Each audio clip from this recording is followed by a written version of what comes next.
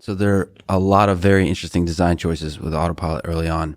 First is showing on the instrument cluster or in the Model 3 on the center stack display what the combined sensor suite sees. What was the thinking behind that choice? Was there debate? What was the process?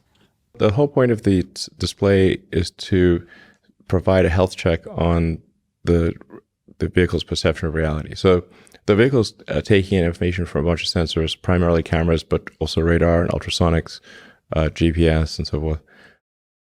And then that information is then rendered into vector space, and that with a bunch of objects with properties like lane lines and traffic lights and other cars, and then in vector space that is re-rendered onto a display, so you can confirm whether the car knows what's going on or not by looking out the window. Right. I think that's an extremely powerful thing for people to get an understanding, so to become one with the system and understanding what the system is capable of. Mm-hmm. Now, have you considered showing more?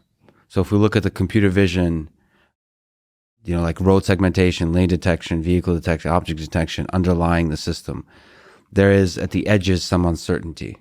Have you considered revealing the parts that the uncertainty in the system, the sort of probabilities associated with say image recognition or something like that? Yeah. So right now it shows like the vehicles in the vicinity, a very clean, crisp image, and people do confirm that there's a car in front of me, and the system sees there's a car in front of me.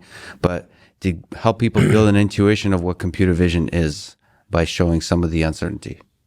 Well, I think it's in my car. I always look at the sort of the debug view, and there's two debug views. One is augmented vision, which I'm sure you've seen, where it's basically we draw boxes and labels around objects that are recognized, and then there's what we call the visualizer, which is basically a vector space representation summing up the input from all sensors. That does not show any pictures, but it shows all of the. It basically shows the car's view of the world in vector space. But I think this is very difficult for normal people to understand. They would not know what the heck they're looking at. So it's almost an HMI challenge to the current things that are being displayed is optimized for the general public understanding of what the system is capable of. It's like if you have no idea how computer vision works or anything, you can still look at the screen and see if the car knows what's going on. And then if you're a development engineer, or if you have the development build like I do, then you can see all the debug information. But those would just be like total gibberish to most people. Right.